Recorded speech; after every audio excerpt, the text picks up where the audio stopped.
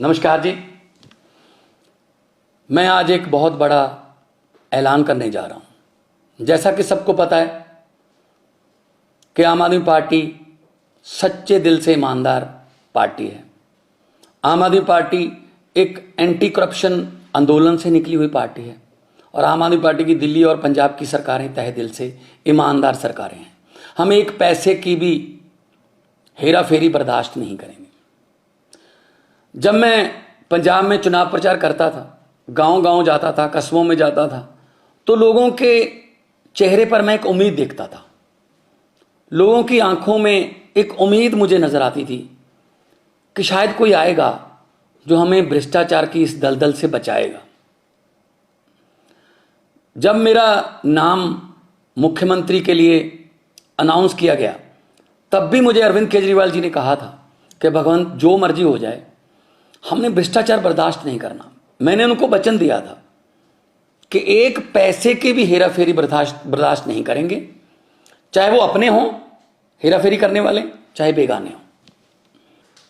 इसी सिलसिले में मेरे ध्यान में एक केस आया कि मेरी सरकार का, पंजाब सरकार का कैबिनेट मंत्री अपने डिपार्टमेंट में टेंडर और बाकी खरीद फरोख्त में से 1% कमीशन मांग रहा था।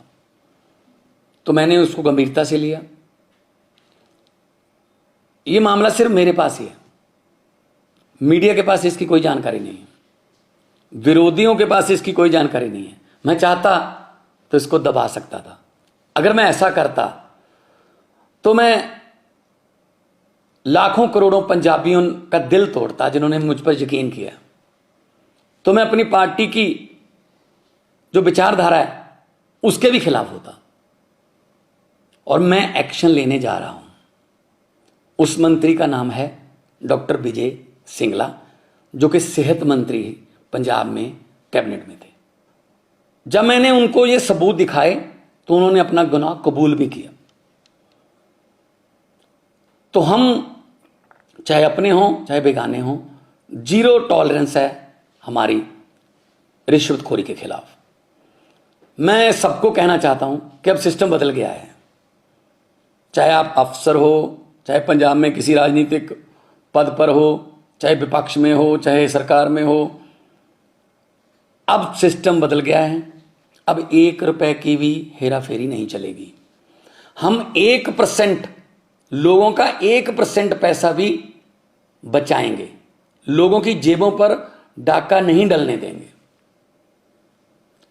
और ये इतिहास में दूसरी बार हो रहा है। 75 साल इतिहास हो गया देश का, आज़ादी को बाद 75 साल हो गए। ये दूसरी बार हो रहा है इतिहास में। पहले 2015 में अरविंद केजरीवाल जी ने अपने फूड सप्लाई मिनिस्टर को 5-6 लाख रुपया ऑडियो पर मांगते हुए, उसी ऑडियो को सुनकर उनको मंत्रिमंडल से बर्खास्त किया और केस सीबीआई को दिया। और आज पंजाब सरकार ये फैसला लेने जा रही है। कुछ विपक्षी पार्टियां वाले ये सवाल उठा सकते हैं कि जी देखो, 2 महीने में ही भगवंत मान की सरकार में एक करप्ट मंत्री पकड़ा गया।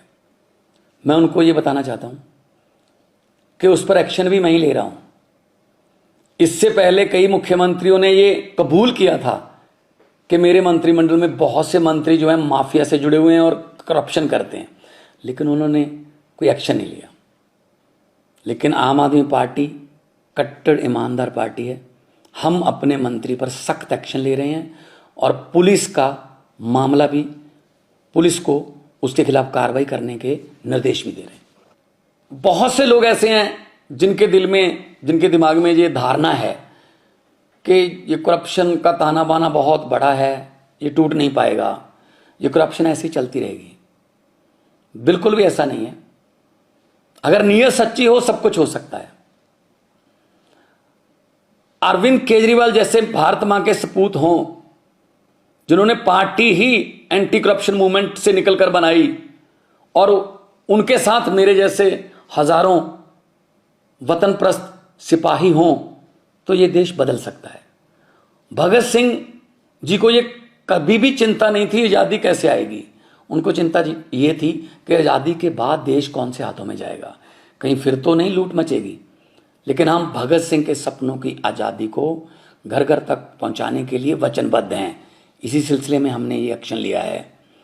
मैं फिर दोबारा कहना चाहता हूं भ्रष्टाचारियों को, जो देश को लूट रहे हैं, जो गरीबों का हक मार रहे हैं, कि जितने मर्जी इकट्ठे कर लो पैसे, हीरे मोती, मगर ख्याल इतना रहे कफन पे जेब नहीं होती, सब कुछ यहीं रह जाएगा।